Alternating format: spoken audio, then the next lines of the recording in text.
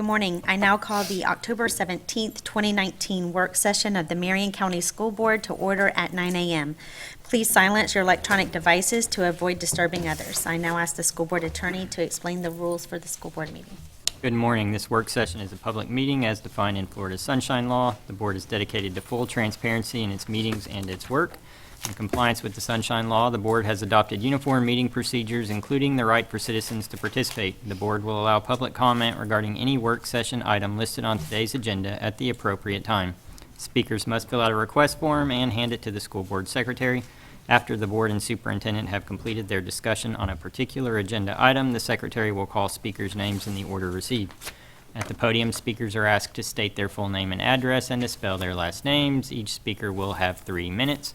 As required by the Sunshine Law, the board must maintain orderly conduct and proper decorum throughout this meeting. Speakers may criticize subject matter and decisions in a respectful manner, but not people. Finally, speakers must be very careful not to violate the privacy rights of others, especially students and their family members, by mentioning their names or other identifying information. Thank you for your attention to these rules. Thank you. We will now begin the work session with the superintendent's administrative briefing. I'll hold comments till the end, thank you. Okay. All right, we will move forward with the 2020 and 2021 draft school board meetings, public hearings, and work sessions with Ms. Elena. Okay.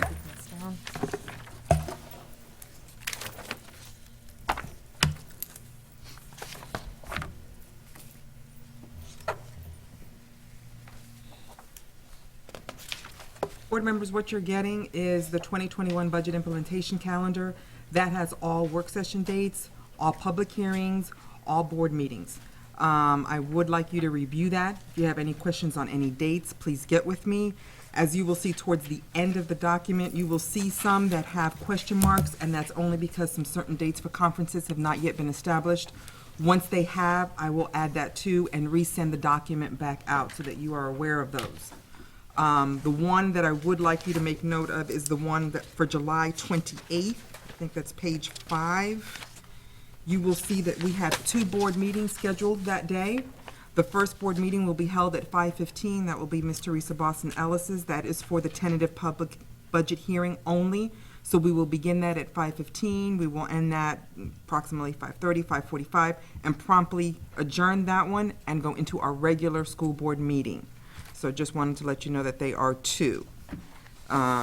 It is a fluid document. Dates are subject to change, and as they change, as I stated, I will resend the document to you, notifying you of the changes. Any questions, you can come see me and review the dates. You guys have any questions or anything right now? Okay, we're good. All right, thank you. Thank you. Thank you. You're welcome. Is there any public comment? Seeing none, now we will be discussing the annual Public Education Foundation report with Ms. Judy Zanetti.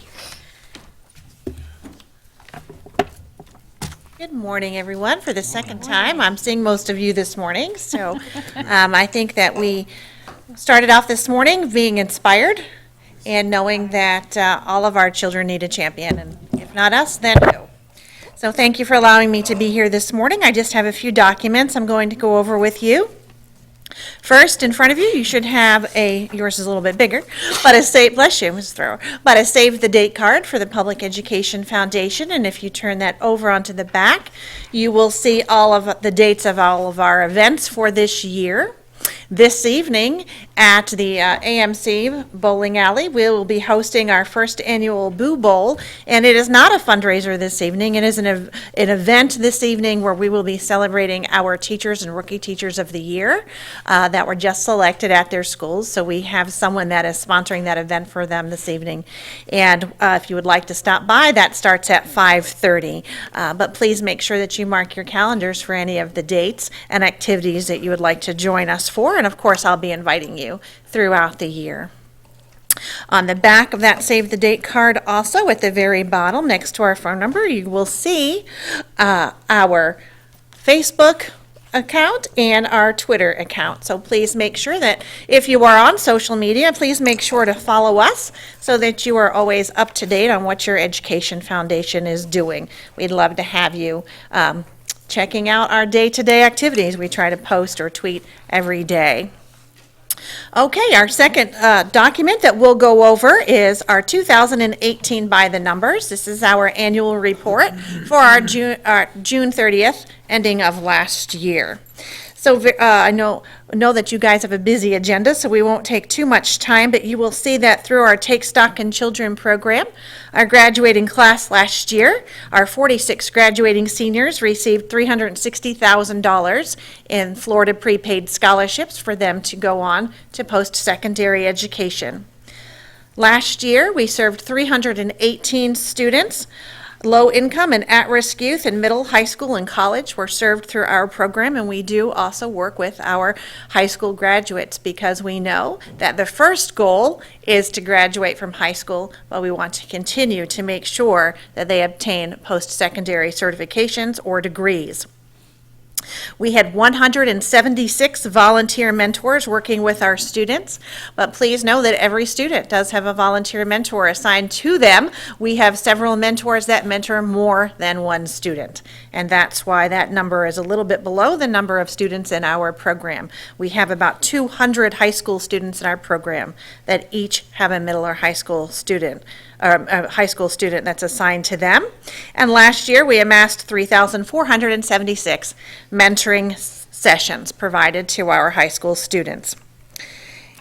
In Tools for Teaching last year, we gave out just over $900,000 in supplies to our students and teachers. We are happy again to be partnering with the Global Logistics Program at Lake Weir High School, and they package and send out through the district courier online orders to 12 schools that are about 18 or more miles away from Tools for Teaching. And so teachers at those 12 schools have the opportunity to order those to-go boxes every month if they cannot make it to the store.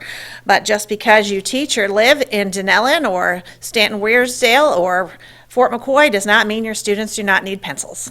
So we're happy to be able to partner, and last year you can see we had just over 7,000 teacher shopping visits.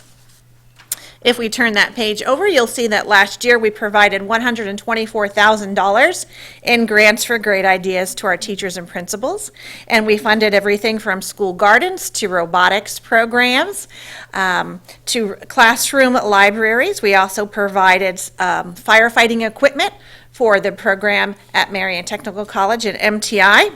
So in order to apply for a grant for a great idea, and the grant application must fit one of the following categories. It must be literacy-based, it must be for a CTE program or a STEM program. So it has to be literacy, STEM, or CTE. Last year, our schools raised almost $90,000 for our Coupons for Education program, and that is unrestricted funds that our schools get to use as they need to throughout the year. And so we know unrestricted funds are the hardest to come by, so we're happy to continue that program and allow that opportunity for our schools to raise money. Last year, our Business Partners program brought in $78,250 to our schools, and this year that number will increase. If you've been seeing on your board agendas, lots of new business partners have been coming on board, and so we'll be excited to hopefully recognize them in the month of December here at a school board meeting. We also have senior scholarships. And so you will see that $28,000 in additional scholarship funding was provided to high school students, and almost $26,000 of additional support went to programs here in Marion County Public Schools, such as the Marion County Student Media Festival, the Youth Career Expo, Big Sun Regional STEAM Fair, and those types of activities. And then, of course, our revenue and statement of financial position is on the bottom of that sheet. The next sheet also that you have in front of you is our statement of financial position, which is the first page of our yearly audit. If anyone's interested in reading the entire audit, I would be more than happy to provide that for you. So you will see that our total assets last year were $3.4 million. And that looks like a big number, but please know that included in that number is inventory for Tools for Teaching. So that is, as my bookkeeper likes to call it, play money, because it's not money at all. It is inventory that is added in there. We also have our Florida prepaid scholarships in that number and funds held on behalf of others. An example of that is that this year we are managing, or actually last year, we started managing a grant for the Silver River Museum for $350,000 for a construction project, an exhibit that will be going there. So although that number looks large, please know that that is not $3 million of unrestricted money that we get to choose how to spend. But I wanted you to see that number and to see our audit. And again, I'm happy to provide that to anyone that would like to see that. Something new that the foundation is doing this school year, I always like to share something that's a little newer, different. I know that Dr. Mayer and Mrs. McCall were at a foundation board meeting last year where they got to hear from Ewan Hunter, who is an IB chemistry teacher at Vanguard High School. And Ewan is a teacher's teacher. He is fantastic, and he has been teaching here in Marion County. I think this is his 4th year, but he's been teaching for quite a while. And when Ewan showed up at IB, the IB chemistry class at Vanguard, he was surprised that a lot of his chemicals were out of date, that he didn't have some basic materials and supplies, and so he started writing grants, and most of those were facilitated by the Public Education Foundation. Some of those grants allowed him to take his students out of class to worksite locations. So they spent a lot of time the last couple of years at Peterson Smith Equine Hospital and also out at the Silver River. And Ewan likes to say that chemistry without practical application is practically useless. And I think we can say that for a lot of our subject areas, and that our students need that practical application. So when Ewan and his students were at the Silver River, they would take samples, soil, water, vegetation samples. They worked with lots of partners. You know, the University of Florida was a partner. St. John's Waterway Management District was a partner that went out and worked with his students, but they would have to then put all of their samples in coolers and take them back to Vanguard to do their testing. And he said, wouldn't it be wonderful if we had a lab out here at the Silver River where our students could do these projects right here at the river? And he said, Judy, if you can help find funding for this, this should not be something that only my students should participate in. This should be something that every high school and middle school science teacher has the opportunity to experience with their students. So we have been raising quite a bit of funds. We've been working closely with Tia Brown and with Ken McAteer and Scott Mitchell.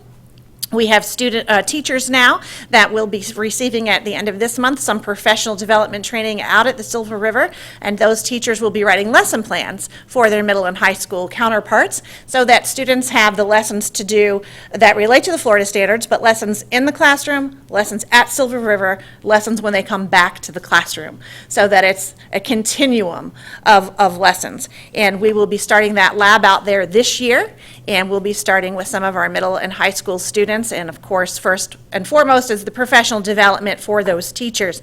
And so on the early release day at the end of this month, Mr. Hunter will be out there with some of his students that are going to be volunteering so his students can help teach the teachers. And we are very cognizant that we not only want those upper level IB students there, but we want students from across a continuum there. We know that this is going to be something that we think can really engage and motivate some of our lower performing students as well. So we're very cognizant of that. So when we're up and running, I'll let you know and invite you out. And I'm very, very excited about being able to bring this opportunity to our students. And the end goal, of course, will be to increase our science grades here in Marion County. And if Mr. Hunter is any example, then I know that will happen because his IB chemistry scores are higher than they've ever been in Marion County, and he is now surpassing the national average for pass rate of that test. And it has the lowest pass rate of any IB exam.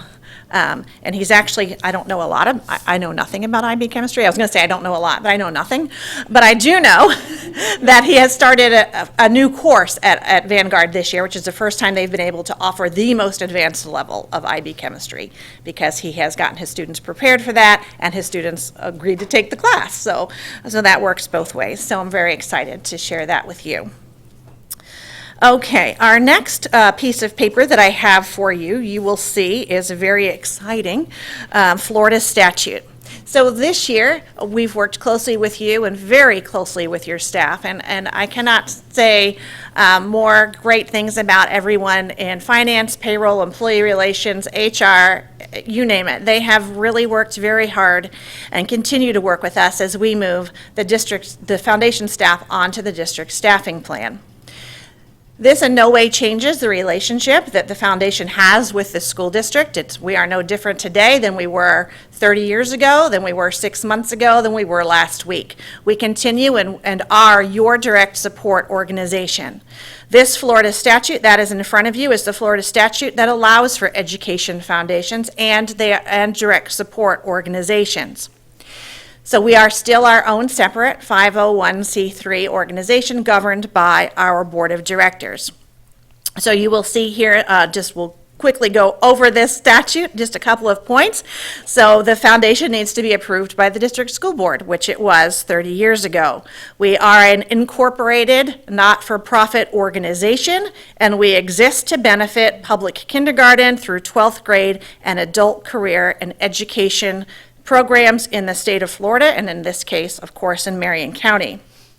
That we, as the direct support organization, can receive personnel services, which includes full-time or part-time personnel, including payroll processing.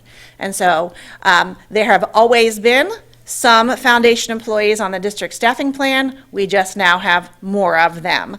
The foundation will be reimbursing the school district for the salaries of all of those 6 folks that have joined the district staffing plan. We are providing the salaries. The school board will be providing the benefits for those 6 employees.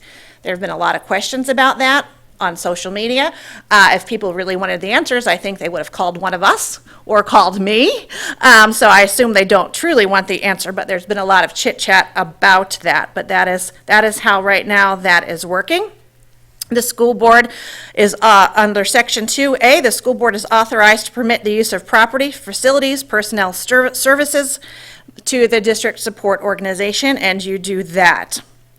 Down to number 3 there, the board of directors of this direct support organization will be approved by the school board each year, and that does come to you each year, the list of our board of directors. And the last one is an annual audit. So as a direct support organization, we do engage an outside auditing company, which we pay about $15,000 a year to conduct our audit. That audit is then provided to my board of directors and is also provided to the school district and becomes part of the school district audit. On the back of that page is simply the board policy that allows for the Public Education Foundation to exist as a direct support organization for Marion County Public Schools. And that, ladies and gentlemen, is my presentation for this morning. But I am happy to answer any questions that you may have. Ms. Stacy? No, I'd like to say, over the years, from the beginning of the foundation to where we are now, you know, you're kind of like Miss Niche. You're a niche filler. Like the teacher comes to you and says, can you help us figure out a grant? Yeah, we got this niche right here. You know, there has to be, in every family and every organization, someone who comes in and fills a gap. And thank you. That's the way I perceive the organization has really, you know, gone into when someone needs something to kind of come to you guys. Thank you. And so, thank you, Miss Nitch. I appreciate that, Mrs. I'm glad you cleared that up. Begins with I an was N. wondering where you were going with that one. That's why I said it. I thought it was kind of get y'all going. You know how I am. I like to tease You woke you a little everybody bit. up with that. So I just want to say, you know that last week I was with the Consortium of Florida Education Foundations, and our foundation is very, very highly regarded and is looked to as a model for others in the state, excuse me, in the state, and I think we can all be very, very proud of the work that they do. I do know at this point there's a question about the community schools, and I want it on record that I personally think the Public Education Foundation is the place for the fiscal agent for that, so I want that on public record, and more to come on that. But Judy, thank you and your staff for all that you do.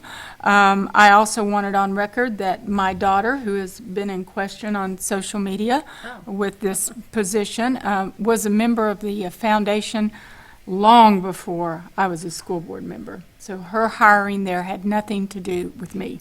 So I want to make that very, very clear. So anyway, Judy, thank you for all that you do and your staff. I tell you, Take Stock in Children is the best dropout prevention program in the state of Florida, without a doubt. Other states have wanted them to come in and model that in other states, but at this point, they have said, we're doing it well in Florida, we're going to stay in Florida right now. So it is not a national model. It could be someday, but right now, it's here, and it is truly a gem, as well as your other programs. So thank you, Judy. We don't tend to brag on ourselves in education, because we just do what we do because it needs to be done.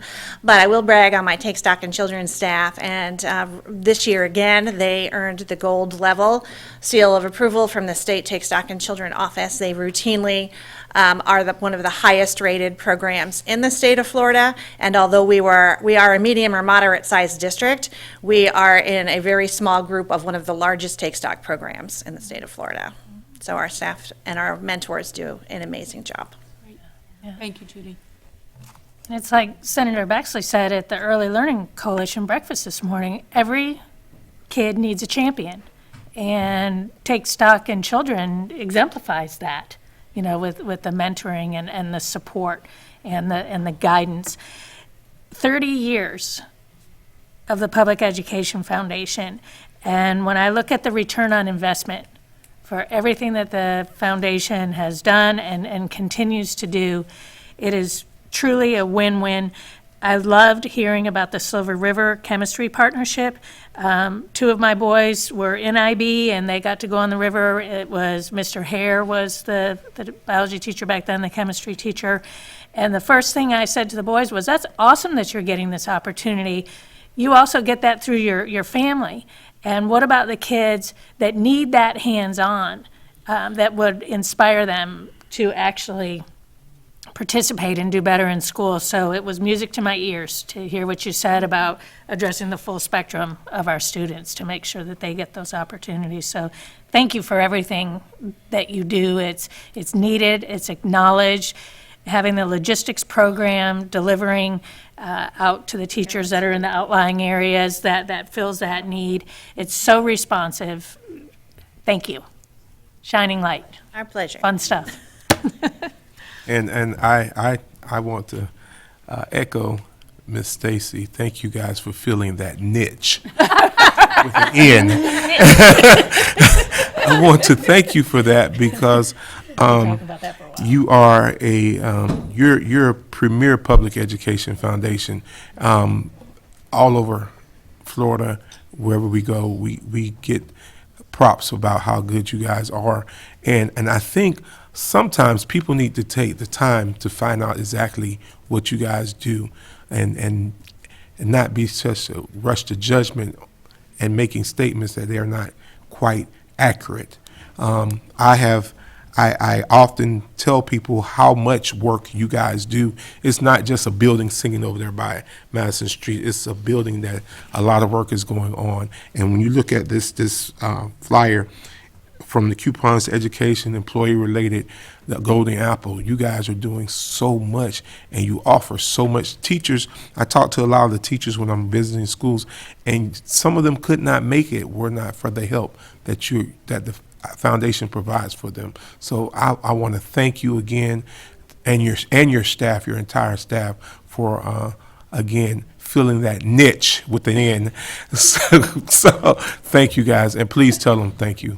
I absolutely will. Thank you, Yeah. Reverend Cummings. Yeah, and Ms. Zanetti, they said everything I wanted to say. They truly did, and my daughter was also at Vanguard IB, and when I was hearing you say that, I was just really pleased to hear that, and you have filled those gaps, and you see things, because I know early on with the pencils or the things, I was like, well, what about the teachers on the outside? And I think that was about when I was coming in. Well, you obviously saw that need and you've taken care of that, and you represent well, and your staff does also, and we're very thankful.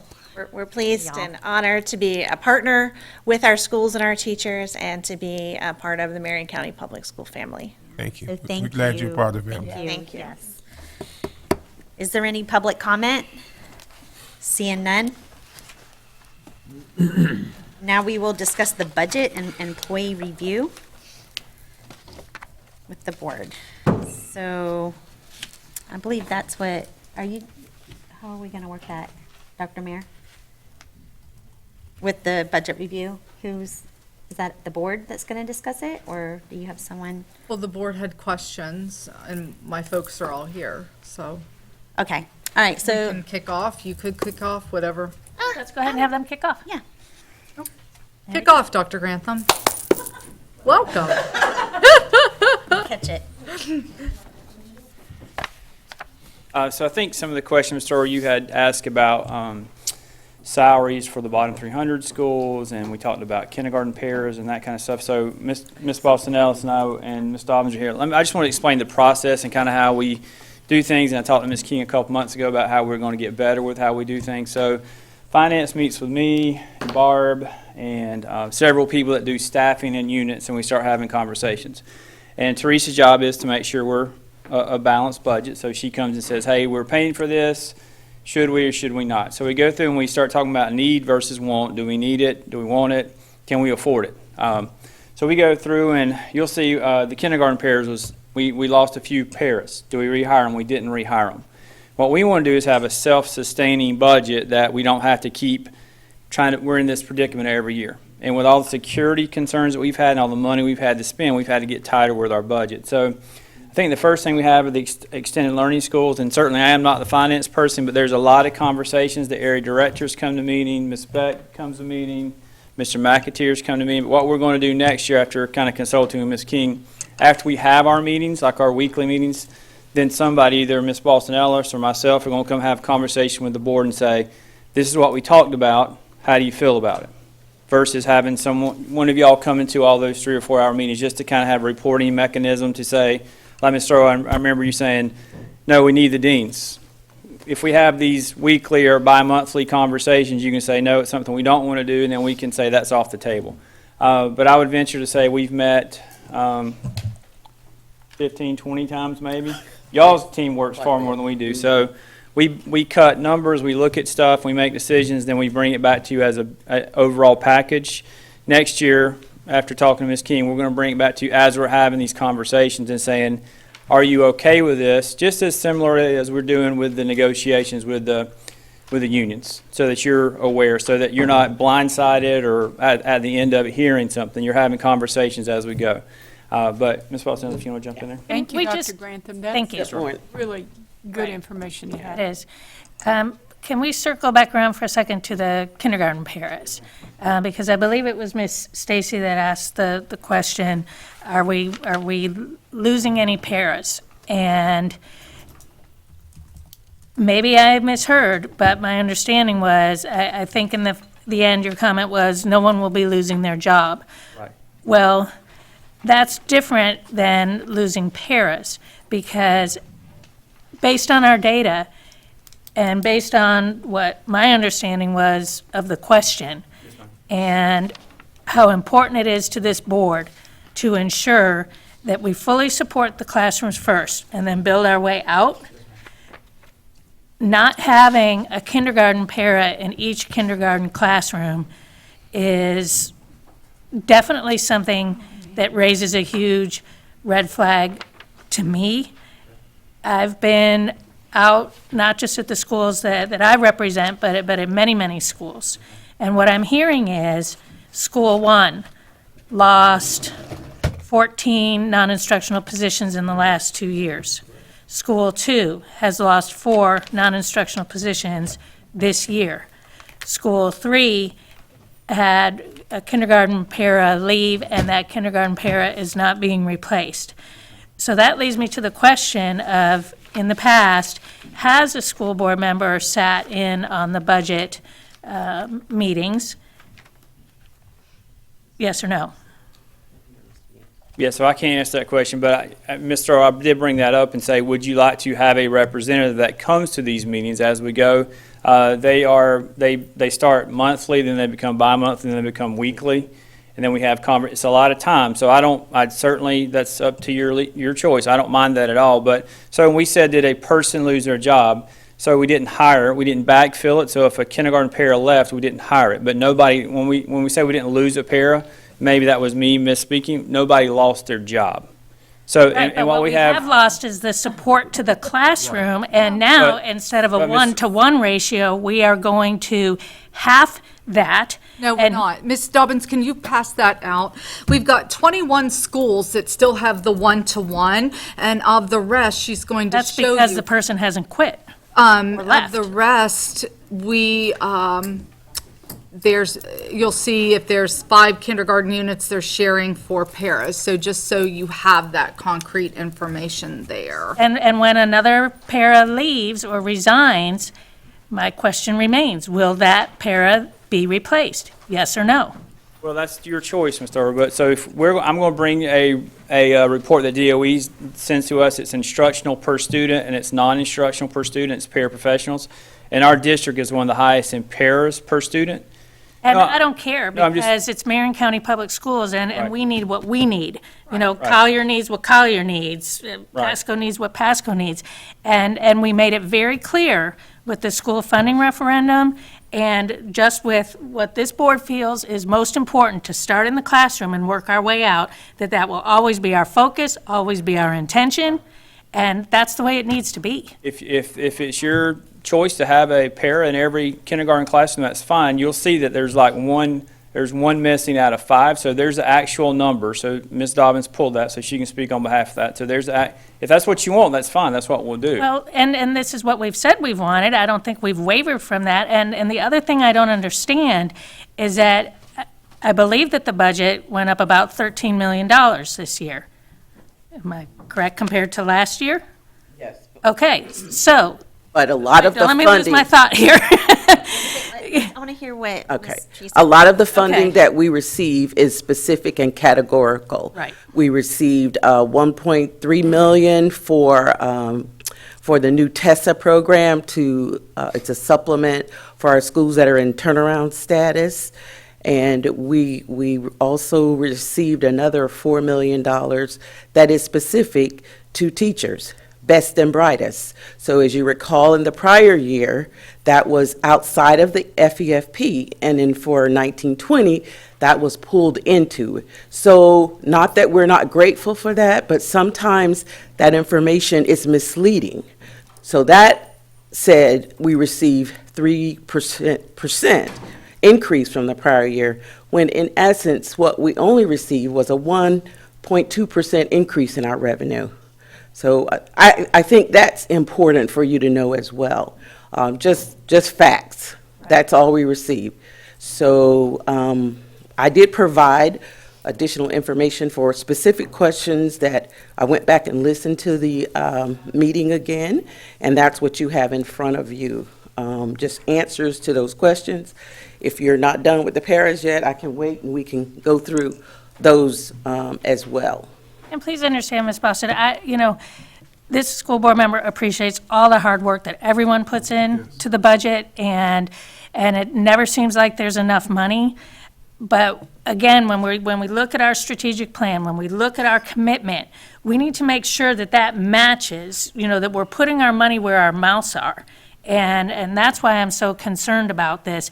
And when I go to my schools and I'm hearing loud and clear that this direct support in the classroom is what they need the most, and yet they're being attritioned out, and then I see that there is a lot of support being provided through the funding referendum, which may or may not ever be renewed, that doesn't bode well for the future, and it makes me very concerned. And I agree with you, and if we could just pause and I can go through these specific schedules and then you can continue on. I do recall a question being asked about extended learning and who is funded out of that. And the first item you have is number 1. You can see when we first started in 14-15, What what are we looking at? I passed this. Okay, thank you, sorry. I apologize. you. Everybody has it now? Okay. So in 14-15 and 15-16, we had extended learning schools, and the principals and assistant principals did not receive the additional hour in pay. In 16-17, I believe Mr. Tomlin made a decision around July that we would begin paying the principals and assistant principals for that additional hour. And as you stated, in 2019-20, we discontinued that. If it is the board's desire to do that, it would cost about $98,000 to reinstate that 1 hour pay. And that's just to answer the comment that you made at the meeting. Right, right. Could I just ask one question? Are our principals and APs considered salaried employees, or are they Yes. hourly employees? They are salaried They're employees. salaried employees. We getting And I'm, you know, I love our principals, they're doing a great job. But I am a salaried employee, and it doesn't matter if I work 4 hours or 40 hours. I don't get paid any overtime. I get my salary, and if they are salaried employees, So- that extra hour is Yes, just yes, part of their contract. Right, right, I but wanna that's say something like basic, that. that is basic, and we all know that. My point is that when the school year has already started, and then the principals are informed that they're not getting it, they've already signed their contract, they've already been recruited by other districts, so now they have to suck it up. To me, it was a timing thing. You're either getting it or you're not.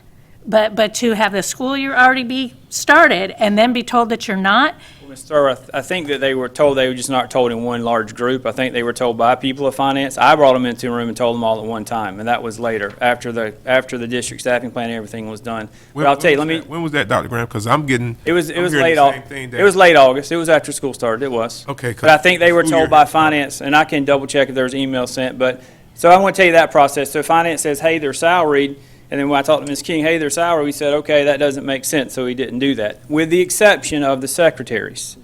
They're salary too, but they're there longer, so we paid them, because they're hourly. No, they're not, they're salaried. We didn't want to hurt secretaries that were there. We did not pay APs and principals, but we did not do.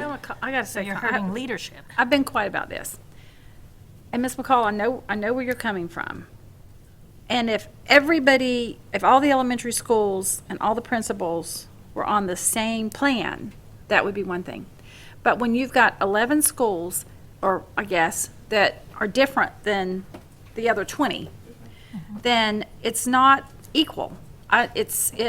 Now, I did talk to Ms. Boston Ellis about this, and what she explained to me, which we kind of, there's so many things going on, neither one of us kind of could follow through on, because there's like, tomorrow there's a new question. Okay. The old question that I still am on, that I need you to answer for me. Ms. Boston Ellis and I talked about it, and she made she was making the case for salary with me. It was kind of falling on deaf ears a little bit, because what she said to me was, well, Ms. Stacy, their day goes on that far anyway, because their day is from whatever, let's just say 7 to 4 or whatever, with their little lunch break or whatever. I'm just making that number up. All right. So that extended time, that extended 45 minutes, they're there anyway, and they were being paid extra because their day really, they don't, so the students leave at 3 and they leave at 3:45, whereas before the students left at 2:15 and they left at the same time. So that's what I want to know. What I want to know, at each of these turnaround schools, I'm on the record, my question, what is the school day that the principals are supposed to be there for? And is that any different at the turnaround schools? So that I know whether or not, Ms. Boston Ellis knows what I'm talking about, because she's the one that shared this with me. So she knows what I want. Each school, you want to know the hours are there. I want to know, because Ms. Boston Ellis and I tried to do it, and we went, well, this, Evergreen starts at this time, and then, so we couldn't figure it out. But you can figure it out Yeah, for me. I can do that. Yes, ma'am. So that, I'd be interested to see. That way we know whether these principals and APs are really there on a longer day. If they are, then I say they should be paid. Yes, ma'am. Okay. Yes, ma'am. Now, to the para problem. Are you finished with that discussion on the APs and everything? Once I get this information, does that answer what you want? Sort of, the only thing about, in addition to what you were saying, is that, very strong leaders don't grow on trees, especially in public education these days. And I would argue that the pressure that is on these lowest performing schools, that they have got to get it done, that's just inherent in the position that they find themselves in. So anything that we can do to support them At least not punish them. is, to me, money in the bank. Talking about return on investment, and making sure that they know that they are getting everything we can possibly give them, because look what it costs when those schools fail. What if we take that 100,000 and we use it as an incentive, like we do for teachers who go to turnarounds? And so if you're a principal and we ask you to go, like in Ashley Kemp to Evergreen, then you're incentivized. But if you're in a school that is not showing improvement, Well, I don't want to see principal changes, if you want to know the truth. well, no, but it's going to happen. It will happen. And what a great job they all did last year. So that's something to ponder too, with that $100,000, to use it for that, or to reward principals who move their schools out of turnaround. I don't want principalships to become a punishment and a reward. I don't. No. I'm not into punishment. We're saying that these No. principals that are at these 11 schools they have added pressure, they have added burden because of the status of that school that they're working in. They went there expecting this. Then you don't snatch the rug from up under anybody when they're midway in the dance. That's the part I have the issue with. And I agree with that. You know, Boston Ellis, would you go, can she work on? yeah, she can work on that, and I'm just going to throw this out, food for thought, because I have heard this, and since we're talking about AP, principal pay, I'll come back and you look very confused. I don't know what I'm working She's on. working on the 11 school it time. was 11 schools. Yeah, You're doing my school time. What is she working on? She didn't know what she. No, I was just. it was that. I got that. time. Okay, so- Because that was a question I asked you that you honestly couldn't answer for obvious reasons. So, and you and I went back and forth. We had the calendars out. We're going like, this is going nowhere. We need Rantham to do that. Also, because, and I've heard this before, talking about our schools and the sizes, I have heard that principals sometimes, if they're at a larger school, they're like, why is the principal at their school that is half my size getting the same pay as I am? So I think maybe we should investigate looking at the school sizes, and like, if they're there now, they're grandfathered in, you never want anyone to go backwards and making pay or anything, but they kind of have a valid point. If you're in a small school, why are you making the same salary as someone that's in a much larger school and with those same responsibilities? Because I'd A lot of same districts money, have those you where know. If you're at 1,000 plus, you get more, like $1,000 more. That makes Like sense. something, and That so makes sense. we need to look at that also moving forward. Okay, there's like a few. I could add to that, prior to performance pay, there was a difference between the elementary and secondary. And the thought was secondary is at the school more, they are at extracurricular activities. When we went to performance pay, they were placed nearest to what their current salary is. So for the most part, unless something has happened, they still should be close to elementary making something all the same, with the exception of performance pay. And then secondary, the same thing, because when I believe it was Lisa Krasaka, what she did was place them on the new performance pay schedule to where they were working. So that is something we could look at, but I would hope that for the most part that people are placed based on where they are teaching. So, and maybe we ought to look at what other counties are doing. Dr. Grantham, you say that some of them based on the size of the school, so I would be interested in really looking at. Threshold's like 750, 1,000, Yeah, 1,250. Westport and Forest are the largest high schools, so I'd be- there's large elementary schools. Right. That's easy to do. So I think It's not maybe, like it's not $5,000 Right. more, it's $1,000 or $1,200. Right. Just a little It's an thank you. acknowledgement. Yeah, just to say. but I'd be interested in looking at that. Okay. Okay. All right, so, are we going, we're still talking about? One more you. question. Okay. This isn't going to take but a second. All right, Ms. Boston Ellis, you and I went over the paraprofessional thing on where we were before the referendum and then where we are today. And it was an excellent form that I think between you and Ms. Dobbins, y'all put this thing together for as best I could read it. But then we got to like a little halt, like Ms. Thrower brought something up about paraprofessional, when you passed it out to all of us, got to a little halt where it was debatable whether that included all the paras truly. So that's not for a discussion today, but a discussion for, you can go back and you and I can talk, or Ms. Dobbins, you know, there was this discussion back and forth about whether it actually included all the paras, that included the Title I paras and all that. So just y'all make sure that that original form y'all gave me, the two of y'all get together and make sure it's right, because I will be discussing it, but I was waiting for it to all, y'all all got a copy of it a few board meetings ago. And so I'm back on that tangent about the difference between basically supplanting our paras as compared to before the, thing. But You want Title I paras, referendum. they know what I paras, want. general I've been fund on the phone with them. everybody? They know exactly what I want. I talked to everybody about it. But right now, Ms. Dobbins, I don't really care about it because we got to move on. But you know what I want, so, Just show you the form that I gave that day. Is that okay? okay. So it's 3 pages on the work session that we spoke about, just so you see it. And I- Yeah, Barb, you gotta go to the mic. Sorry. Good morning. It's 3 pages. I'm happy to resend it. This is just the first page, and its title is The Historical of the Non-Instructional. It goes back to 2014-15 to date, and it includes every para. Right, would you? And send then it again some. to everybody, because I want, at the time we got it, then there was some ma'am. debate, when I talked to Ms. Boston Ellis, she goes, well, I gotta get with Ms., we gotta find out if this is really all of them. So now that y'all have decided that is all of them, I'm gonna restart that, recrank up that discussion. So yeah, just forward it to everybody, so they'll have it when I start talking about And I it. ask one clarification. So this contains more than what we call paraprofessionals. So for example, it includes behavior techs, PE techs. I'd like to kinda know Yes. where we were, let's have it all, Okay, so Let's have it all. I'll resend it. Thank you. because that's what, all the stuff I requested. You gave me exactly Thank you, Ms. what I requested. Thank you.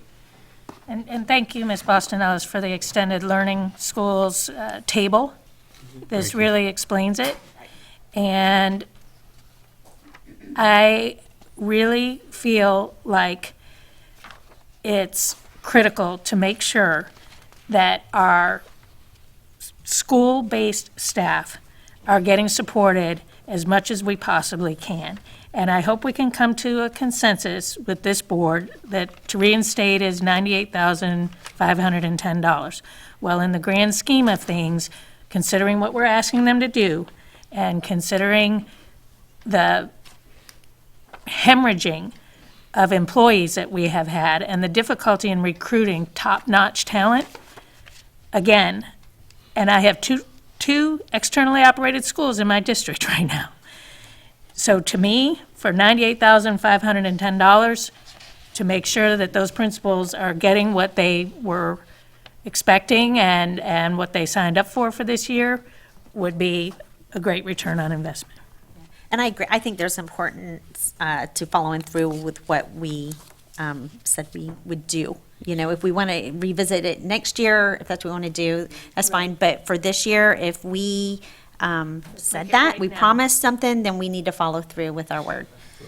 Okay. So is that consensus to? We have a You have consensus? Yes. Yes, ma'am. And I love looking at other options, like Dr. Mayer mentioned, about, I think that we need to look at every option and be open. And as long as we're on the same page and we know we're discussing the same thing, then let's put the cards on the table and see what we come up And I with. still want to see how those schools operate, those 11 compared to the other elementary schools. Just kind of, I guess, give me the start date for all 31 elementary schools and the end date when the principal's supposed to check in, check out. Okay, that would be, I'd like to know that. Thank you. Yeah, Thank you so much. Thank you, Ms. I'll keep going unless you want to. Have anything? Okay. Please keep going. No, I heard that we want to reinstate Okay. for the Yes. principals and assistant principals. Yes. Before you go, Ms. Stover, do you want to talk about the pairs? You want to keep following Teresa's train of thought?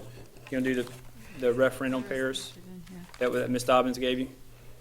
Let's, Let's were you, deal with these art and music teachers, Okay. P-Techs. Okay, so the next question or statement that I heard from the September 10th meeting had to do with the unfunding of referendum units. And I just wanted to share with you, on the staffing plan, that first column, and I'm on page 2, the board approved 282 units adopted, which means this is what we budgeted for, was 246. So the difference between those two is what was unfunded. And then the third column, as of September 16th, these are the actual folks that were hired. The impact of the unfunding of the units, if we go back and look at the beginning of the year, would have been $1.1 million. Before you discuss that, I want to go to the next two sheets. At the end of, this is just the referendum, at the end of 1819, we had $4.4 million of funds that we were carrying over to help balance the budget for 1920. Because we do not receive the local dollars until late November and early December. So if you look at the report that we presented to the ICROC the other day, you can see that we have spent almost $3 million. So we are using that fund balance from the prior year to offset the costs of referendum until we start receiving. So I wanted to make that clear, that it wasn't just unfunding units. I think there was a statement about on the backs of students. That was not the issue there. What we were trying to do is make sure we had enough money to carry over for the 1920 year, because we knew we would not start receiving revenue until the end of November, December. So those three sheets kind of go together. So that would have been another $1.1 million that we needed fund balance to cover. So there's like a 4-month gap. Yes, sir. We don't start receiving revenue, well, school doesn't start till August, so we don't really count July. But there is a lag in between the time we start receiving local dollars. And the other thing we have to understand with the referendum dollars is that those teachers are getting their annual salary increase and increase in benefits. And so that all has to be figured into the referendum dollars as well. So there's only so much that comes in from the referendum dollars. Do we want those teachers to have the raises that they deserve? I mean, I think that we have to really look at this whole picture, and her last page shows where we are, and, you know, increase in raises and increase in staff and all of that. So I think it's more than just, and again, I say, we have to begin to plan for what we do, and we can't wait till year 3. How are we going to, and I'm hoping our community, if we ask again, will be generous, but we can't count on that. So we have to begin to plan on what are we going to do after another 4 years. So I think, you know, there's, as emotional as it is, and as much as we all want exactly it all to work incredibly well, we also have a fiscal responsibility, and we have to look at that. And nobody supports art and music more than me. But I also have a fiscal responsibility, and we have to look at what's coming in and what do we have to spend, period. And then how are we going to plan for $20 million that might possibly have to somehow go in the general budget that we know is never going to come up to it. So I think and nobody wants children, and I've talked to every one of my elementary schools, and every one of my schools are fine with the music and art that they're getting. They're making it work. They're also fine with the paras. And they're honest with me because I've built those relationships. And so, but I want us to, we've got to look at, we have to be fiscally responsible with this as well as not hurting the classrooms. And I think we can balance that. Okay, I got something to say. Well, All right, some, I I'm got something to sorry. say about this, Go too, ahead. that's dovetailing. Ms. McCall, I agree with much of what you said, except that this is a system for students, not adults. I made a trip to Ward Highlands Elementary 2 weeks ago on a Friday, just because a parent contacted me. And Ward Highlands isn't quite one of my schools. I go to all the schools. I don't even, whether it's mine or somebody else, doesn't matter. So I went to Ward Highlands. Parent called me. They said, Miss Stacy, we always call you. Okay, fine. My daughter is in a PE class that's got 60 kids in it and one teacher. I said, that is absolutely impossible. Then you come to my child's school at 10 o'clock. That's when she's in it. Went out there at 10 o'clock in the morning on a Friday. And I believe the teacher's name is Miss Rodriguez. She was out that day, but there was a substitute with her class. On her roll, she had 60-something kids for that class, one PE teacher. There was a PE tech, which, babysitting, kind of trying to keep them all herded around. And I couldn't find all the kids on the field. So, well, where's all the kids? So there was another PE teacher, a gentleman, that was off by the dugout. I said, where are these kids? Well, they're back here in the dugout. So what are we doing at PE?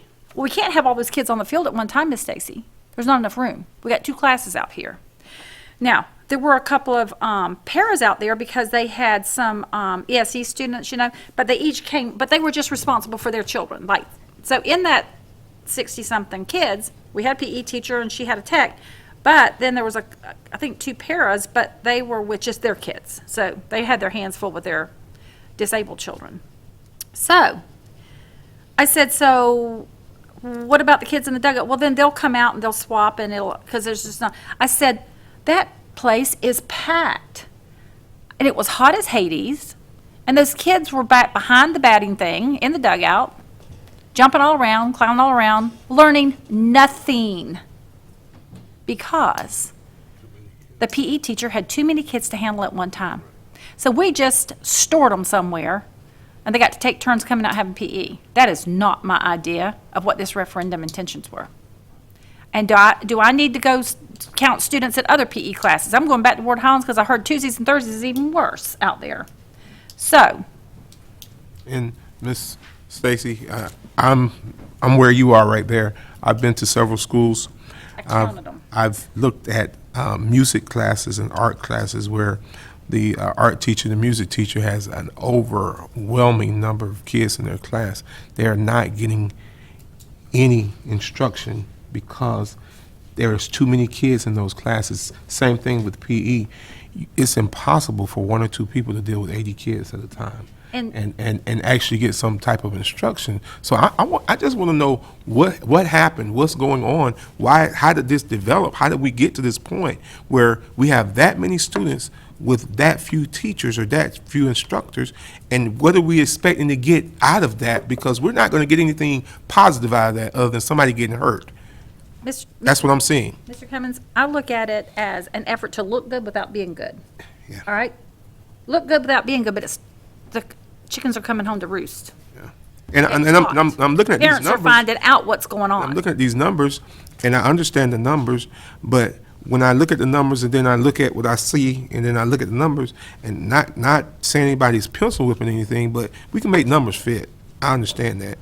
I want to see how we got to this issue and what are we going to do to resolve this issue, because I've talked to instructors, I've talked to music teachers, art teachers, Ps and techs, and saying they're ready to throw their hands up, guys. they're frustrated because they are overwhelmed with what we're putting on them and expecting them to do with little resources. We had a substitute out there with those 60 kids. She was the teacher.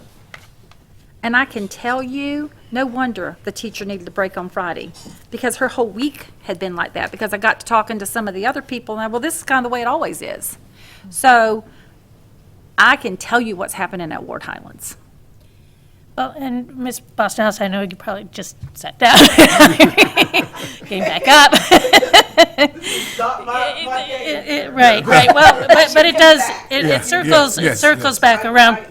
It circles back around to budget. And so the kids come in August, and we know that. And then the money comes in November. So we have to do something to fill the gap in the meantime, because art, music, PE, all of that starts day one of August. school.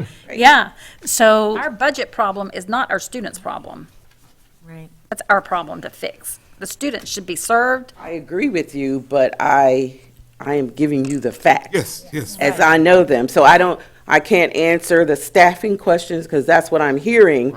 You're talking about staffing. All I can tell you is we have this many units and this is how much it costs. Right. We unfunded these number of units and this is the impact on fund balance. Okay, but the board approved 282 paras, or 282 art, music, and everything. But we only have 204. What happened to the other 40 that we approved?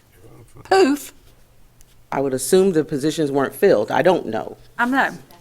That's not her. It's not her. That's not my And I also want to make a note that it's not just elementary schools that are running into that. It is middle school also. I mean, when they have 60 to 80 students in there and you're one physical education teacher and you have a sub that's supposed to be there and then they pull them for another class assignment, and then you get some students in there that may,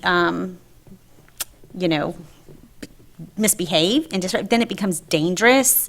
And I do feel our special education or our special area teachers, they are at their wits' end, because they're there because they want to be there and do a good job.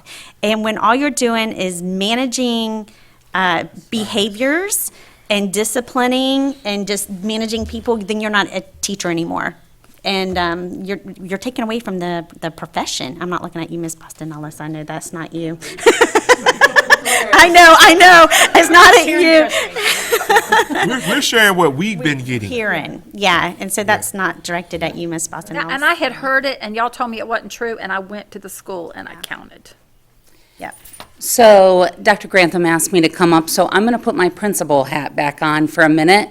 And so that's probably the best way for me to talk about, I've been a principal at two fairly large schools. And so, first of all, let me start with that I adore our art and music and physical education folks that support us each and every day. They do a marvelous job. We want to make sure that kids get opportunities to interact with those folks on a regular basis. So, yes, it does begin with a unit allocation. This is how many PE teachers you have. This is how many techs you have. I've been at different schools where techs are utilized in different ways. I don't know as though there's any right or necessarily wrong way. Lots of those folks have been together for a very long time, and so they sometimes the tech goes between the two teachers. Sometimes we've got some wonderful, wonderful techs that really have a group under the direction of the PE coach, and they do activities with. So I think all those forms of it are very acceptable. And then really, it is our school administrators that work on master schedules and are really scheduling out our students to attend all of those special area classes. And I will tell you that, yes, in some cases, single classes are going. Sometimes it is a class with then some split, so a class and a third, a class and a half. There's various reasons while that is done. I know that I think this is a good time to bring up that The big picture is we are trying to increase student proficiency. We talked a lot about that yesterday. So one of the ways that we really want to make that happen is that we are bringing teachers together on a regular basis and we are collaboratively planning. Let's talk about what's going on in instruction in the classroom, not only this week, but next week in preparing for that. So one of the ways to do that is during planning time. And so is it easier when teachers can plan together and can hear that dialogue together? Yes, it is. Well, when you think about the opportunities that teachers have, administrators have, to pull teachers to do that, then those times are sometimes limited to after school. There's some things that pull at after school, parent conferences, meetings, and et cetera. And really a great time to do that would be if they have planning time during the day. And so, again, sometimes that works really beautifully at schools where they have a reasonable number of teachers in those grade levels, and then the children can go off the special areas. That becomes much more difficult at our larger schools, which you mentioned earlier. And having been a principal at those larger schools, when I was rolling 10 people in a grade level, yes, that's a little more difficult to do. Now, does that mean that any of us are supporting that our special area numbers are extreme and that it's unsafe and that our children aren't learning? Certainly not. I'm not supporting that. I mean, I value the work that our special area teachers are doing and really what they're doing to help us academically back in the classroom. I think they play an invaluable resource to that. And so, one of the things, and obviously under the direction of Dr. Grantham, I mean, we can certainly go back and speak to administrators at looking at the sections in which, again, because sometimes if you're teaching 6 sections in a day of PE or art or music, those numbers can fluctuate between the kids that you see for the first 50 minutes of the day versus the second 50 minutes of the day. It really depends on the grade level coming in and how many classes are coming in. So that's certainly something that we could take a look at. When I look at this, I'm only seeing like 16, 17 moving forward. I would like to see what it looked like in, like, going back. Because what I'm hearing, I'm having flashbacks to when I was in the classroom and I left in 2014, before that referendum was in there. And what I'm seeing right here is what was happening when I left. And the reason that referendum passed was so that we could have art and music in our special areas. And I'm not hearing that. And that's I would like to see disheartening. this Yeah. same completed form go back a couple more years. I want to see it go back to 2013. I want to see it before this one, the referendum. I want to, well, if we can just do it like based on what we were before, like the 2013-14 year. I want to see that as what we used to be. And then I want to see the referendum since then. So referendum started in that. No, this referendum is 2016-17. The referendum started in 2014, But we want the year before. or the year, yeah, I want to see the I want the year before previous. the referendum. Yeah, that's what I want to see. I want to see before the referendum, so we can look at that as our base, like what we used to be. You want me to come back with you? Before the referendum Am started. I making sense? Excuse me, I'm just trying to get clarification. What you're looking at is only referendum, and I can Correct. add 14, 15, and 15, 16. Yes. But before that, it was all general fund. All right, So- okay. General fund, That's what I okay. want to see. I want to see how, not the money, I want to see how many positions. How many units? I want to see, I'm sorry, I was looking at another page. I know That what would you're be- talking about. Prior to. I'm talking to the wrong person, sorry, Miss Boston. Miss Dobbins, I would like to see prior, I'd like to see the 2013-14 year before the referendum passed, and then I would like to see how many units were since then, if that makes sense. Can I clarify, you're speaking of art, music, and PE? Everything on here. Let's just give us the Whatever same picture. referendum, whatever's funded by. So we have apples for apples. And the media, did we get media specialists? Yeah, because they're not on here. Yeah, let's do media too. They're not on here. So, Ms. Beck, I was going to say, so they will be in charge of getting the numbers, but I was the principal of Saddlewood Elementary prior to that referendum, and I can tell you what it looked like, and it was rough. We had one PE teacher for almost 900 students, and he served them beautifully, and he served lots of classes at one time. And he did a great job. I complimented him all the time.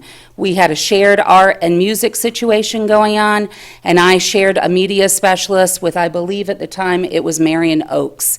And so I received them a couple of days a week, and Marion Oaks got them the other day. So it was rough right before that referendum passed, for Right. sure. It was very rough, and the students weren't getting the allotted time that they should have been having That's either. why we Like, had the I referendum. remember, I mean, I don't really remember everything, but it was like every maybe 6th day or something that the students would get art or music.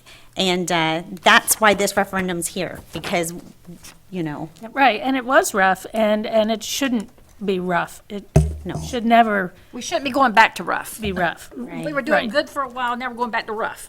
And I'm looking at this with the roving art, roving music. those were the schools that had a lot. Those are They had a lot and they were filling Was it. that what it was? that PE There was a had total. many There was a total of 10 between the two, and then we dropped down to 5 adopted. So we only have 5 roving art and music teachers combined. That were budgeted. Referendum, as you know, was to get us back to where we were. That's where we were prior. We did not have roving. A lot of these positions and a lot of what we've put in referendum they weren't there originally, if I can put it to you that way. So if I can speak for Mr. Tomlin, he wanted $1 per every student in a school to get money for supplies. It was just startup money. Well, then the next year, we continued to provide that. Then 2 years ago, we upped it to $2. So it's not like we don't want to provide services, and I don't want to speak for anyone, but we've got to make decisions of priority.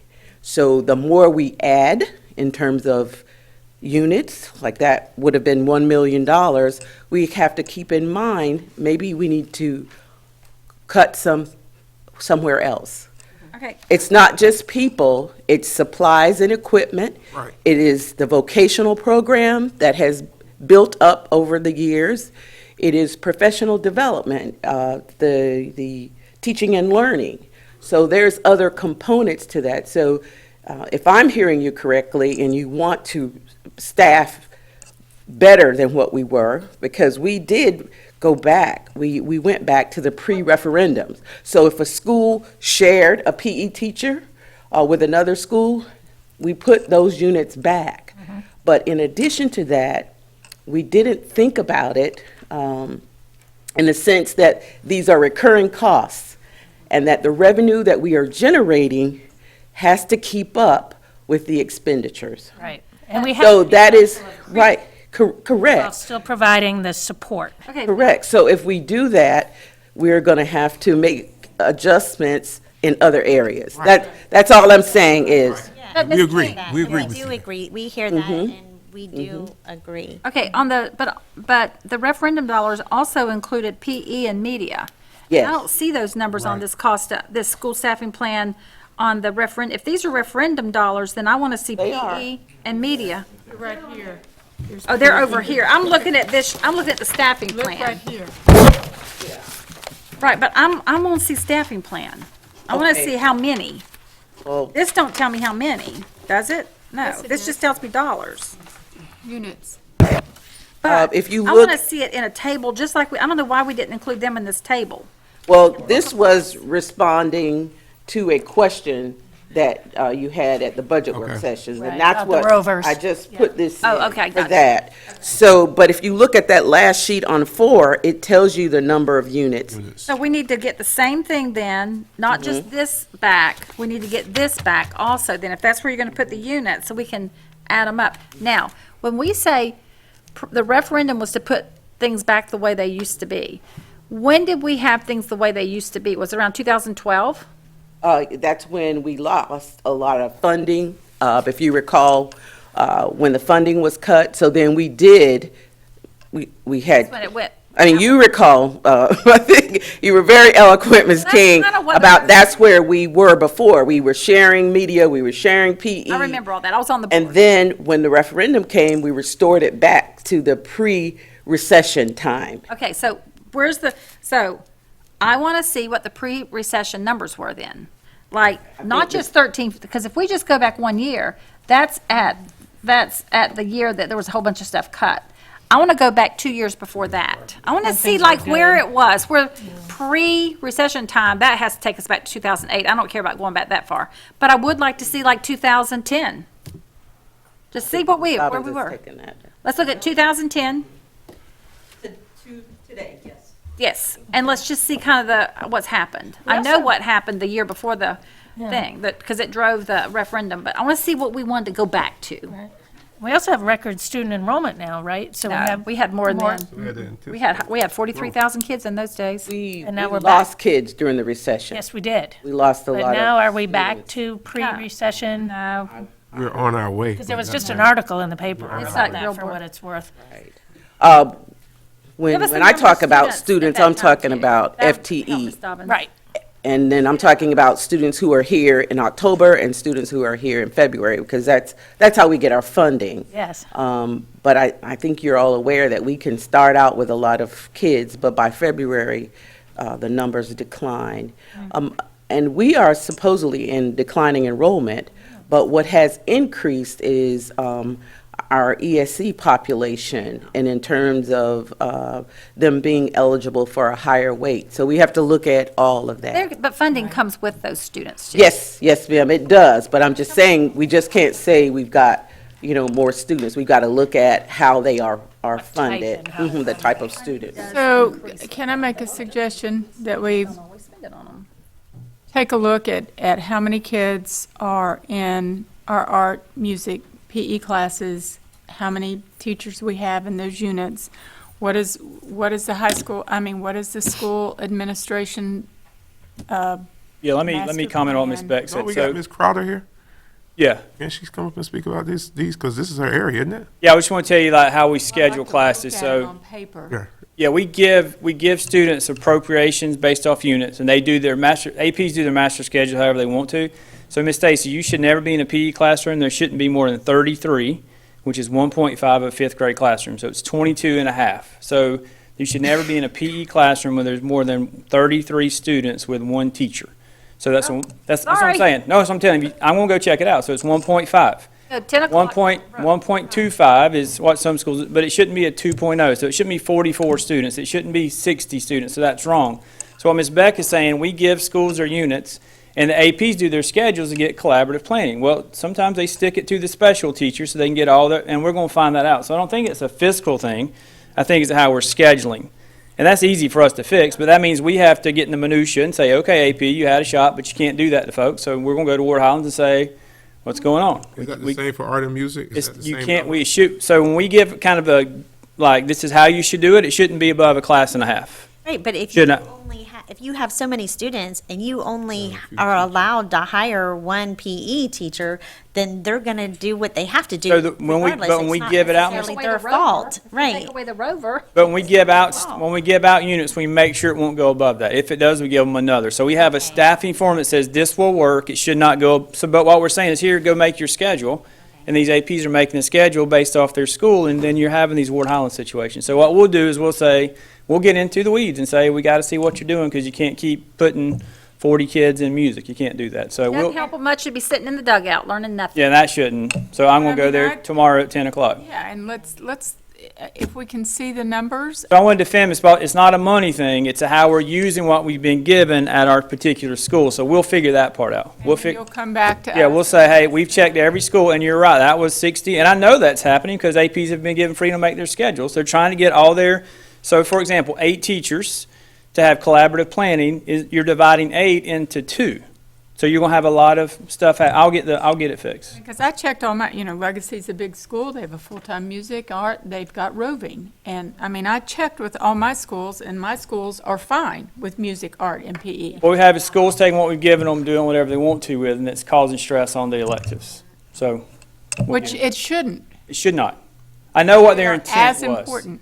And Ms. Beck's right, sometimes a PE teacher might have 13, and the next time they have 7. That's not good scheduling either. That's not, so we'll get into the scheduling piece of it. And in developing a master schedule these days, you truly do have to be a master scheduler. Oh, you do. Yeah. There is so much to it, and there is no one that wants to just celebrate everything that's going well in our schools than I do. But when I keep hearing about skeleton crews that in middle school, you know, the person that used to be in the para in unit recovery is now not there or being utilized in a different way due to necessity, and then the media specialist is now having those kids in there working on unit recovery while trying to do what a media specialist is supposed to do. And you're working with kids that didn't get it the first time, hopefully in front of a skilled teacher, that are now parked in front of a computer with no one there in the moment to assist them. You know, again, it begins to feel like we're shooting ourselves in our own foot. And I do understand with school finance that where you give, you have to take.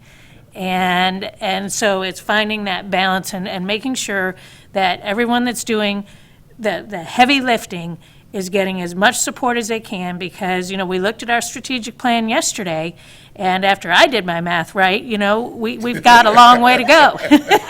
We've got a long way to go, so that's, and this is a team effort, and all we can do is bring what If you're out of we're school and you concerned see about to something you. happen, just shoot one of us an email, and we'll go to it and check it out right away and make sure we. So, do we have professional development? Do we have any kind of training for our assistant principals on how to make a master We do. schedule? They come into a lab for a week, for 2 weeks, they sit down, they go through it, they have conversations. But at the end of the day, we give that autonomy to the principal and the AP to do what's best for their school.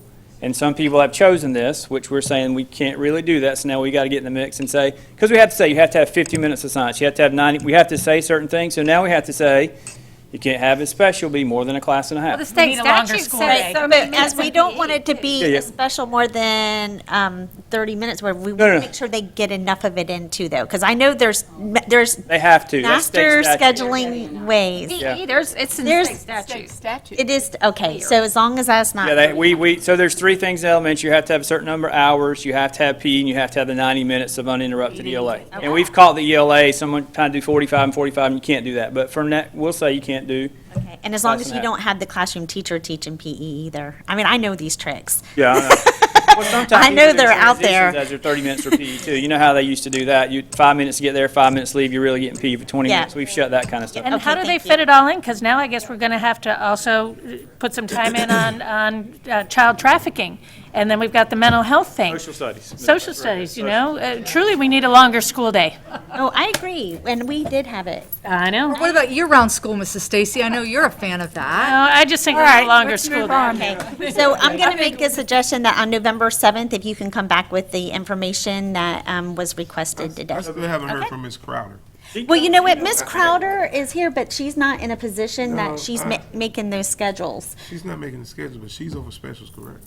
She's over music, correct? Music and art.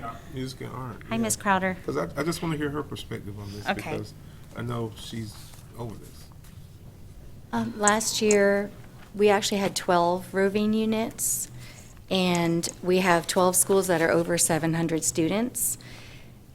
So we really needed the extra teacher at some of those schools. Both Hammett, Bowen, and Sunrise lost both art and music rovers, and those are the schools that are struggling the most because they have a very high population.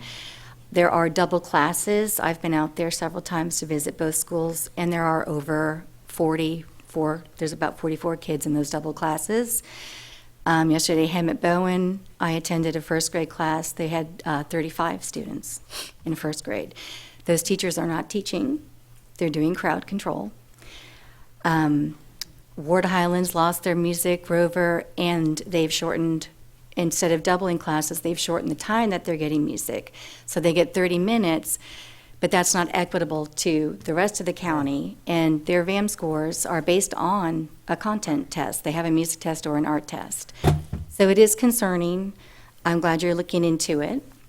And do you have any questions? Those are the Thank schools, you for- you just said the schools that I went to, and those are the schools that I had a real issue with because those are my schools. Well, I used In to my teach him district. at Bowen, and that's why I know those tricks, And because I- we were a large school. Yeah, and I didn't like what I saw.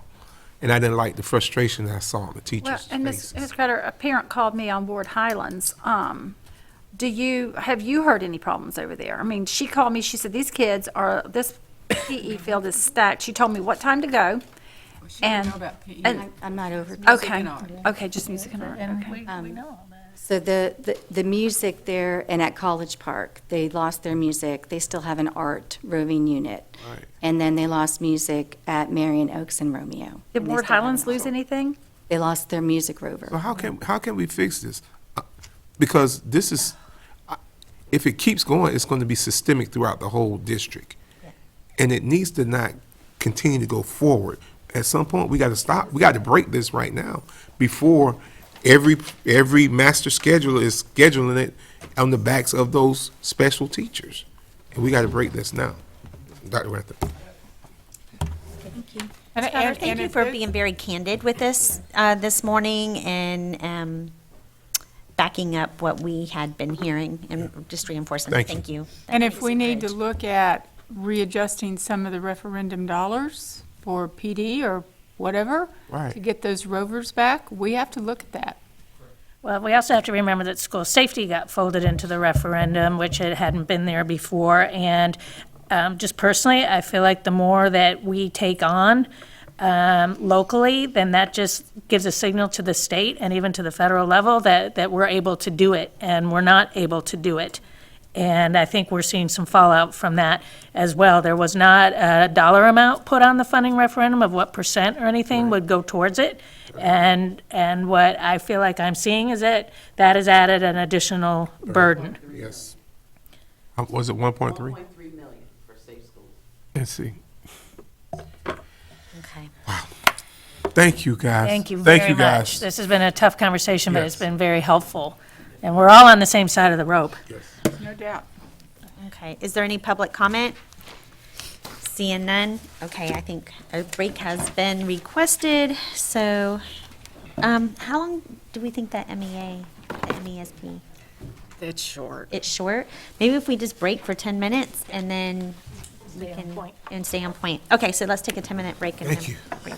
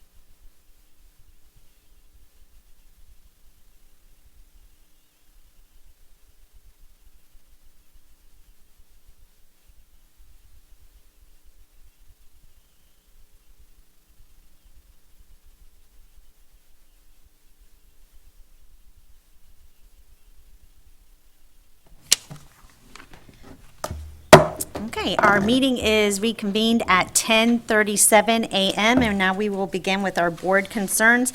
And Dr. Mayor, we will begin with you. I don't have any yet. Oh, I thought you said that you were waiting till now. Okay. I'm sure that I'll have some. Ms. McCall?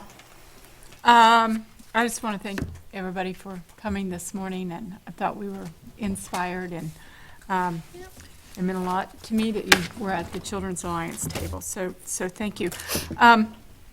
Just food for thought, after listening to today's conversation, maybe we ought to begin looking at if truly scheduling and collaborative planning and all of that is a part of the problem. Maybe we ought to begin to look, and I know that there'll be financial considerations and everything else, but extending our school day by at least 30 minutes a day.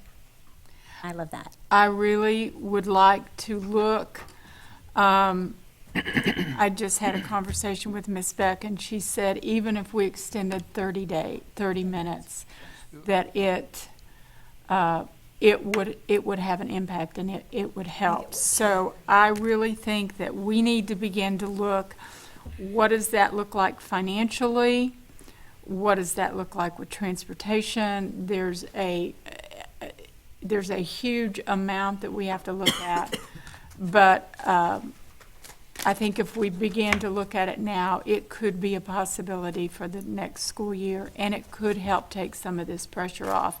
Because if the master scheduling is a part of this, we need to help with that, and we need to also keep in mind how important this collaborative planning is for our teachers. So if you all are, willing to do that, I certainly think we need to begin that task. That's all I have. And could that also be included in, like, some of the teacher planning days and stuff like that? I mean, some of the time that's spent, could that, like, maybe there's 30 minutes each day, could that be included, like, so? I think we just need to really, let's just begin Start looking. to plan and begin to look at all of the scenarios. To explore. Are the days as long as they used to be? Because it seems like my kids got home later. They did. Okay. They did. 'Cause these- And then what year was it? Well, The 90s. When did we do that? Mid-90s. Yeah. I Maybe remember late. when it got taken away, and it really affected me as a paraprofessional because my teacher and I were able to, we had time in the schedule to meet in the morning and then after school. Yeah. And it made such a difference in terms of being ready to. Okay, 'cause to I serve felt like the my kids. kids were in So school I more just than think- they, and these it may kids have- are. and it may financially be a constraint, but let's just begin the conversation, okay? Don't know till you ask. Right. It will also help our hurricane planning possibly because in checking with other counties, they were able to get their days forgiven. And the reason why we weren't is because we've got plenty of hours apparently still in elementary school, but in high school, we're very close to the bone of the 900 hours. So that would also help us possibly in those plans. Gotcha. Good idea. That's all I have. That's good. Check. Miss Stacy, what you got? I don't have anything. Nothing? Okay. Ms. Thrower? No, ma'am. Mr. Cummings? I'm just echoing what Ms. McCall said. I had wrote down the collaboration and also my concerns about us having these makeup days for the hurricane. So we definitely need to explore both of those. Lately, we got a lot of feedback about these makeup days, storm days, and we need to figure out how we're going to do that for next year so we can be proactive going forward. But definitely consideration for a longer school day. We got to put everything on the table and consider all options and do what's going to be best for the kids. So that's it for me. Yeah, that's good. Okay, I would like to put on a workshop for November 7th with Preston Boland for the Emergency Operations Center. I think he wants to come and speak to us. Put it tentatively. I think he may not be able to make it on the 7th, but we wanted to put that in there just to leave it open if he can make it. Okay, so for November 7th with Preston Boland. And then also, I think there was, I need to make some clarification, because I know Mark came before us last week with the STOR report, which is the program that the vocation program uses for their vocational, their certification. It's very important. And we were already like 7 weeks, I think, as of last week, behind. When Mark came before us and spoke, he talked about the $35,000 threshold, and they are over it. So I'm wondering, how do we feel about that? Are we okay if he can go ahead and move forward with that program? Or I thought we do you? told him. Oh, we did? Well, see, that's what I thought too, but there was, okay, so that's what my understanding was, but I think in the minutes or somewhere that may have had the $35,000 threshold, maybe. I think there was just some confusion, so I'm here just to iron it out. There's no confusion. Okay, so We it's said yesterday, we don't want to do anything. to hinder, exactly. Right, and and that, also as a board, I think, again, we need to, reiterate that we don't want anything to, affect their performance. So if people are being told, like, they were gonna come before us, but now they're being told not to because of what was said yesterday, that is not what this board intended. There is no intention of this board, right, just if there's things, just come bring it forward.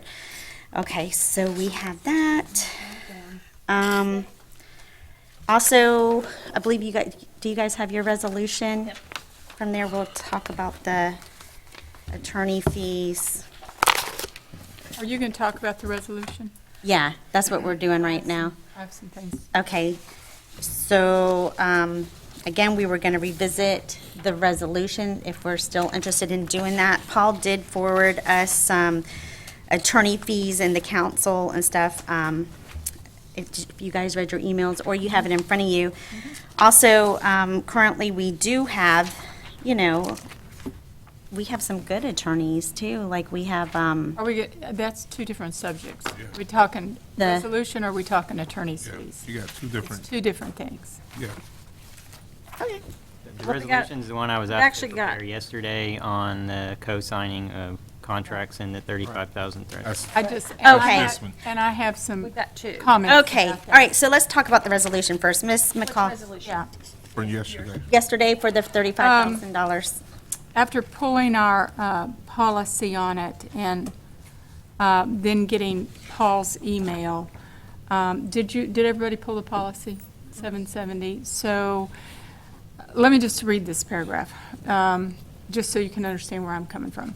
The superintendent is authorized to enter into contracts on behalf of the school board without prior board approval on purchases of goods and services having a value of less than the statutory limit, and in regard to matters which he or she considers routine, including but not limited to cooperation with other governmental agencies in circumstances in which the expenditure of funds in question is less than the statutory limit, consultants for in-service programs, student activities, and short-term use of school facilities. Payment for the contracts entered into by the superintendent will be included in the board's next monthly expenditure report.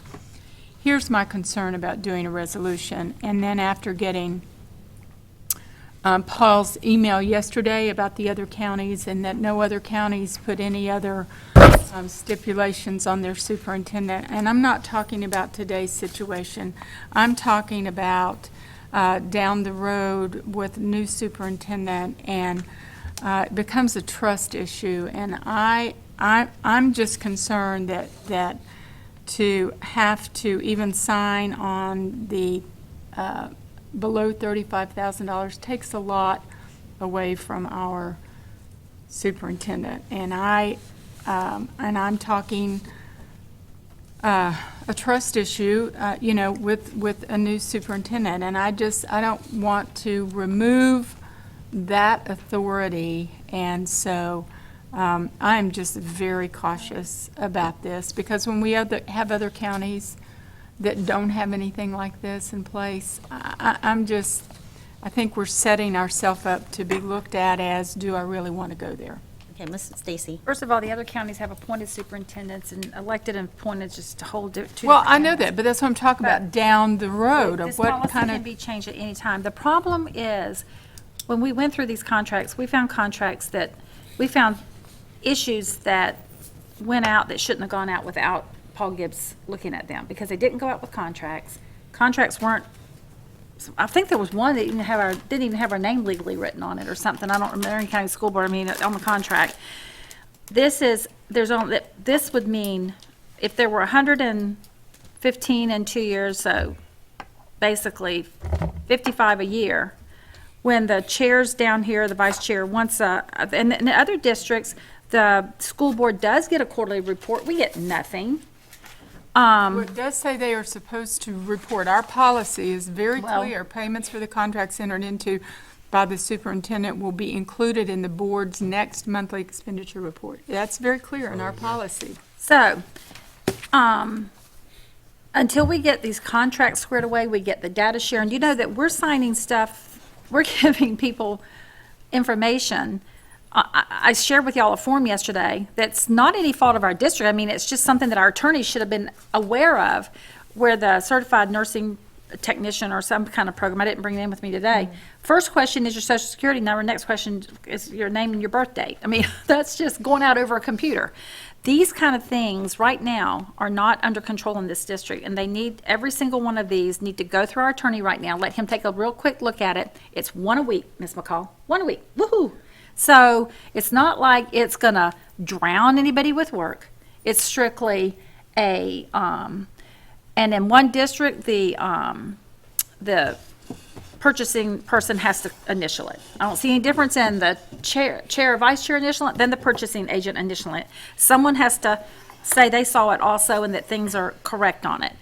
And for one a week, which is about what it amounts to, then I don't see where that's a big workload for anyone, but it can certainly save us a ton of money. Ms. McCall, we're fiscally responsible for this place. We have a huge data disagree with share that. breach.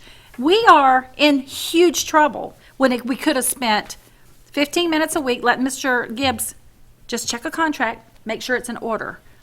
It sounds to me like it's just until everybody gets, and it's, it's a 60-day kind of emergency resolution. We can put it into policy. Policy can be changed back when we get it all under control. We might get it all figured out in 6 months and want to go back. But right now, we have a problem. We even have one contract where I haven't figured it out yet. Dr. Mayer, it's the lady that was the consultant. I think you knew her from Tallahassee or someplace. The lady, I don't remember her name. Anyway, Phelps? Yeah. Well, when I got to pulling, all right, so we had the back payer $79,000. That wasn't approved, so we had to kind of go back and back. We went through that fiasco, and you all rights to you accepted. Whoops, that was a oops, and that was a mistake, and that's fine. So then we approved another, I think, $60,000 contract or something. But then there's still this $20,000 when I'm looking at how much money she received. That's $20,000, unless it's in Skyward wrong, that still doesn't match what we approved. So there's just some things that I think that with our contracts, while we're trying to go through this is a period of time where we need to, the chair needs to be initialing these, the attorney needs to be looking at them, because it's not a position of, it's not a thing of trust. I don't believe that the taxpayers asked me to not hurt someone's feelings or make someone feel bad. I mean, that being fiscally accountable and responsible, you know me better than as well as anybody. I'm not about feelings. I'm about facts. And I had it's contracts that were not And right, it's that not need to I'm be not. fixed. I'm just thinking about us down the road when I I'm not see down what the road. When I see what others are doing, I'm not down the road. then do I'm a here right resolution, now. But I'm not sure we need to be changing our policy. Okay. Ms. Thurl, do you have anything? Thinking in terms of compromise, because we are, let's just say we're in a very, very difficult time right now. And so we can't really compare ourselves to other counties with what we're going through currently. I'm noticing that Duval County requires a quarterly report that identifies all contracts, including a description, the cost, funds received. That seems pretty comprehensive. Funding source name. That'd be something for us to consider. I also am leaning towards the idea of the resolution, but not putting it into policy. Again, acknowledging where we are right now in this district. But we can only do it for 60 days without a policy. Well, But, we can revisit. We can make revisit. a note to revisit this in a year, and Get then into our fix it policy. from there. Well, in And then 60 days, no, we we could- need to. this we needs- could make a note to revisit in 60 days We too could- and see how it seems to be No, going we and have if to it's have a helpful. No, we have to go into rulemaking. takes- Rulemaking Yeah, takes. right, days by that's day. true, yeah. It's no big deal getting a policy and redoing the policy, I mean, next summer, I don't care, or in May, if we get it going straight. But, I mean, there's just things that have happened that had this been in place, they wouldn't have happened. Well, I could agree with the resolution. I cannot agree with the policy change at this time. Well, the policy change has to happen, because the resolution's only good for 60 days. And it takes 45 days to do rulemaking, so we have to go straight into rulemaking. Mr. Cummings, what do you have? We gotta move forward. We gotta move forward. And we don't want, and I get what Ms. McCall is saying. You're gonna have people looking at this, it's gonna possibly, hurt our ability to get people that's looking at being a superintendent in this district. I don't think so. But, right now, we gotta move forward. We need to do what we need to do. If we have to come back and revisit this later down the road and change the policy, because I understand if we do the resolution, it's gonna lead to a policy. It has to. It has to, so let's move forward with the resolution, do what we need to, and if we have to come back next summer and change it once we get appointed superintendent. We just do it, but we need to put it in a record that we're saying that we will come back Revisit it. and revisit it. Okay. I think that's the only. You know what? The new superintendent might really like this. It's an extra, I mean, one issue a week, that has, at least the school board attorney does a double check, because, it's a whole different animal when the superintendent's employed by the board or elected. The school board attorney, in fact, he may say, I need you once a week to look at these and make sure they're in order. I don't want to make a mistake. So we don't know. This could be a very positive thing. Well, that's why we'll revisit. Okay, Mr. Gibbs, there is a consensus that the board is going to move forward with this resolution and the policy, and then we will revisit. We'll know by next summer how it is working or not. If it's too much, Yeah, it's too much. but please make it be noted, Elena, that, we are going to revisit this in Yes. the early summer of 2020. Thank you. All right, and so I think we'll stop right here and then we'll come back because we need to get Ms. What about this other thing? We'll have to come back to it, okay? All right, so I am going to recognize Attorney Paul Gibbs. Good morning, board members. On behalf of Attorney Suzanne Green, I'm notifying you that advice is needed regarding the pending litigation styled Gene Jackson versus the School Board of Marion County, Florida. Pursuant to Section 286.011 Sub 8 Florida statutes, I have requested a session with the board for the sole purpose of discussing settlement negotiations and strategy in regard to the mediation. I have asked the board's clerk to cause reasonable public notice of the time and date of this session and the names of the persons attending to be published. As required by this statute, only the superintendent or designee, board members, and legal counsel can be present. I have asked a court reporter to record the session, as is also required by statute. Her notes will be fully transcribed and filed with Elena Martinez Lopez as clerk of the school board. Upon conclusion of the litigation, the transcript will be made a public record. Thank you. We acknowledge your request. The terms appear to be in compliance with the Florida statutes. Board members, you have heard our attorney's request. As chair, I announce an attorney-client session. The statute states that I must also announce the commencement of the session. The estimated length of the session and the names of the persons attending the sessions will commence as soon as the room is cleared, and the court reporter is set up following a 5-minute recess to clear the room. It will last 1 hour. The names of the persons attending are Nancy Thrower, Eric Cummings, Kelly King, Beth McCall, Nancy Stacy, Superintendent Heidi Mayer, and attorneys Paul Gibbs and Suzanne Green. I declare a brief recess to be followed by an attorney-client session, and we are recessed at 10:57 a.m.